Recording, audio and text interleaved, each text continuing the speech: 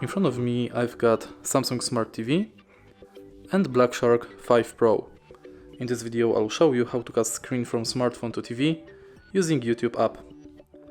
In the beginning make sure that both devices are connected to same Wi-Fi.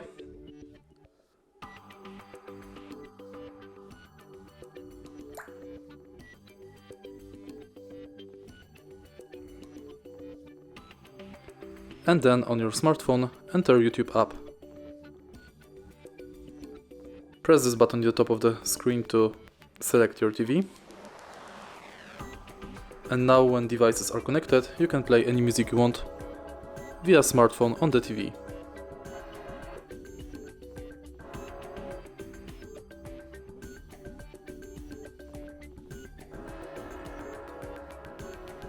To disconnect devices, press this button again and select disconnect. And that's it. If you find this video helpful, please leave a like, comment and subscribe.